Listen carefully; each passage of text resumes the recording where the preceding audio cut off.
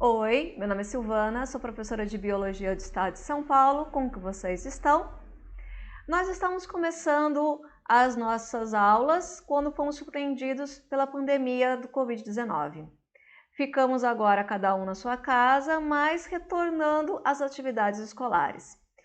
Eu vou fazer aqui algumas videoaulas para tentar auxiliar no andamento da matéria. Então vamos lá, vamos começar?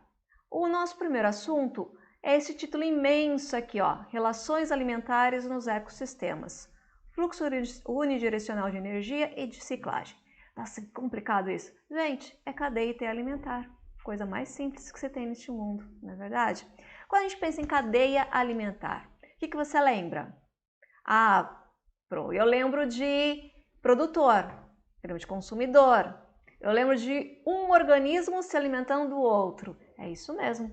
A gente vai ver como que acontece essa transferência de matéria orgânica de um organismo para o outro e quem são os componentes dessa cadeia alimentar. Vamos lá, então? Vem comigo? Cadeia e teia alimentar e seus componentes. Toda cadeia e teia alimentar tem três componentes básicos: produtores, consumidores e decompositores. Vamos ver cada um deles aqui bem rapidinho. Produtores. Os produtores são, na sua maioria, fotossintetizantes. O que é isso? Que eles fazem fotossíntese. Eles são capazes de converter a energia luminosa em energia química armazenada na molécula de glicose, que vai depois servir como fonte de alimentação para o próprio vegetal, se a gente vai pensar numa planta, e depois quando um animal se alimentar deste vegetal.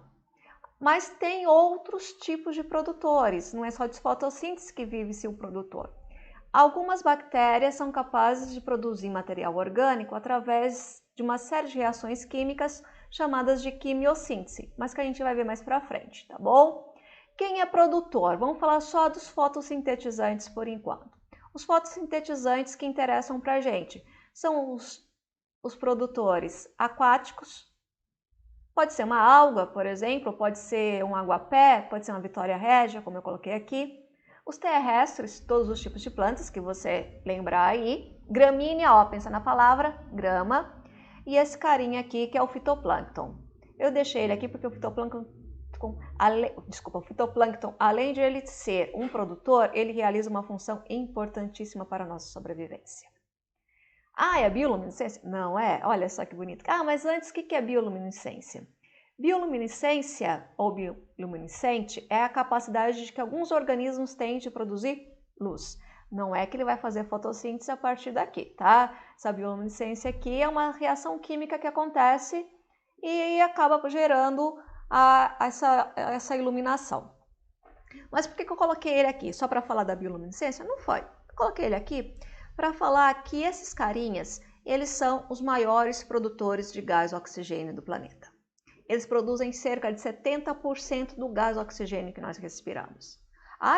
Mas e a floresta amazônica? Ela não é a maior produtora de gás oxigênio do mundo? Não.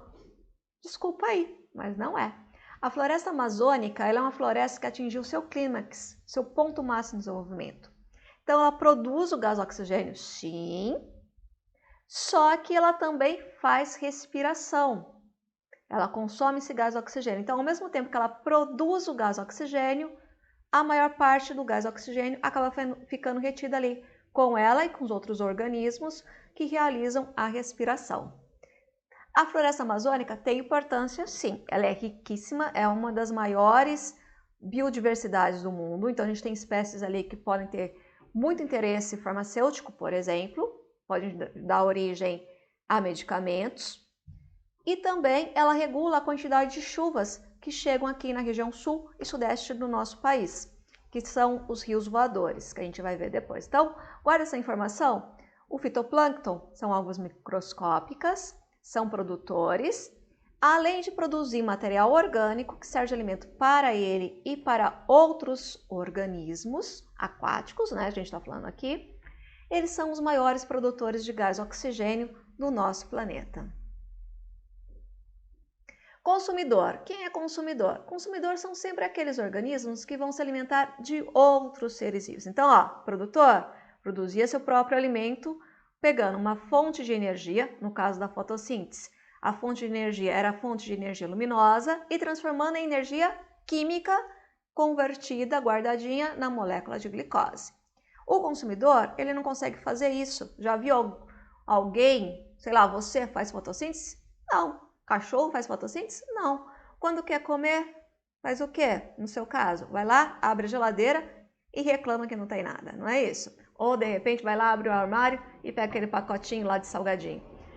A gente, quando se alimenta de outro ser vivo, a gente está sendo um consumidor. Então, o consumidor sempre vai pegar alimentos de um organismo para o seu próprio corpo, tá? Vai se alimentar de outro ser vivo. Então, aqui tem esse sujeito que vai comer esse sanduíche pequenininho aqui, muito bonitinho. E esse gavião caçou aqui um pequeno calanguinho, né? Um lagarto. E esse macaquinho aqui comendo essa fruta. Então, ó, todos estão se alimentando de outro ser vivo. Tem alguns organismos, alguns consumidores, são chamados de onívoros. O que é isso? Come ovo? Não. Quer dizer que eles podem tanto se alimentar de plantas, serem herbívoros, como eles podem ser carnívoros. O homem, por exemplo, é onívoro. Pode tanto se alimentar da folhinha de alface como do hambúrguer, tá? Isso que é onívoro. Então, come tanto carne, outros animais, como se alimenta também de vegetais. E os decompositores? Os decompositores são organismos que vão fazer a reciclagem da matéria orgânica. São representados por fungos e bactérias. Eles vão pegar a matéria orgânica presente no corpo de um animal que morreu, por exemplo, ou de uma folha que caiu, dejetos orgânicos como fezes, vão desmanchar, vão decompor esta matéria e vão devolver ao ambiente sais minerais, água e gás carbônico. Quem é que é capaz de pegar água, sais minerais e gás carbônico? Só os produtores. Então, eles participam do ciclo da matéria. Vamos ver aqui. Então, vou imaginar o seguinte, ó. Eu tenho aqui minha plantinha, o produtor, produziu lá, fez a fotossíntese, produziu sua matéria orgânica, utilizou com ele e o que sobrou virou folha, virou flores, virou frutos. A borboleta vem aqui sugar o néctar dessa flor. Faz de quando tem uma flor aqui. Então, a matéria orgânica estava presente nesta flor. Vamos imaginar os átomos de ferro, por exemplo, que estavam presentes nessa flor, passam para a borboleta através da alimentação. E a borboleta agora é dona e portadora dos átomos que faziam parte dessa planta, que estão aqui com ela. Quando o sapo se alimenta dessa borboleta, ele pega essa matéria orgânica e agora incorpora nele. Os átomos estão aqui agora com ele. Quando esse sapo morre, servindo de alimento para a serpente, esta serpente vai incorporar esses átomos. Tá vendo? Tá acompanhando? Estava na planta, que pegou do solo, fez fotossíntese, produziu flor. Passou para a borboleta através da alimentação. Também através da alimentação passou para o sapo e para a cobra. Quando essa cobra aqui morrer, os decompositores, que são os fungos e as bactérias, vão se alimentar dela e vão decompor o seu lindo corpício. Vão desmanchar o seu lindo corpício. Vamos pensar que a matéria orgânica aqui presente é como se fossem os bloquinhos de Lego, tá? Quando o decompositor se alimenta dessa matéria orgânica, ele pega uma parte que é energia para ele, e aquilo que ele não usa, ele devolve para o meio ambiente. O que ele devolve para o meio ambiente? Ele devolve matéria inorgânica. Matéria inorgânica é aquilo que não tem energia. É água, sais minerais e gás carbônico. Só tem um tipo de ser vivo que consegue reaproveitar isso, que são os produtores. Então, eles absorvem essa matéria orgânica, essa matéria inorgânica, fazem fotossíntese e produzem um novo material que vai estar disponível para todos os outros seres vivos. Olha que bonito! Então, eu tenho um ciclo da matéria orgânica. Todos os átomos, todos os elementos que estão presentes aqui no produtor passam por todos os elementos da cadeia alimentar até chegar no decompositor e retorna novamente ao ambiente, estando disponível para o produtor. Se eu não tivesse produtor e decompositor, eu não teria mais nenhuma fonte de alimento no planeta Terra. Ela cessaria rapidamente. Eu preciso dos dois para fazer a reciclagem. Cadeia alimentar. Aqui, ó, chegamos na cadeia alimentar.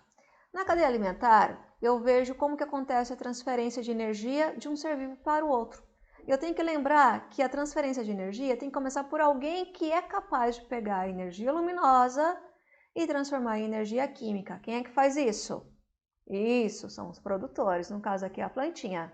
Então a planta vai fazer fotossíntese, vai produzir um material orgânico para ela, que vai ser transferido através da alimentação para o gafanhoto, que é esse consumidor. A gente chama ele de consumidor 1, porque é o primeiro consumidor que aparece. Quando o sapo se alimenta do consumidor 1, ele passa a ser chamado de consumidor 2, que é o segundo consumidor que aparece. Quando a cobra se alimenta do sapo, ela passa a ser chamada de consumidor 3, porque é o terceiro consumidor que aparece. Quando o gavião se alimenta da cobra, ele passa a ser chamado de consumidor 4, porque é o quarto consumidor que aparece. Então eu tenho o produtor e tenho 4 tipos de consumidores. Consumidor 1, 2, 3 e 4. E aqui, ó, os decompositores. Níveis tróficos. Os níveis tróficos ele vai indicar a posição que o organismo ocupa numa determinada cadeia alimentar. O primeiro nível trófico é sempre quem começa a cadeia alimentar, é o produtor. O segundo nível trófico é quem vem depois do produtor, que é o consumidor primário, que é um animal herbívoro. Quem se alimenta do animal herbívoro é o consumidor secundário, que ele é carnívoro. Ele vai ocupar, o terceiro nível trófico. Então, pensa o seguinte, ó, pitanga serve de alimento para o pássaro, que serve de alimento para o gato. Quantos alimentos eu citei nessa cadeia alimentar? 3. Quantos níveis tróficos eu tenho, então? 3. Se eu falar assim, planta serve de alimento para coelho, coelho para raposa. Quantos organismos eu falei? Planta, coelho, raposa. Quantos? 3. Quantos níveis tróficos? 3. Isso. Se eu falar planta serve de alimento para o coelho, coelho para a raposa, raposa para a serpente.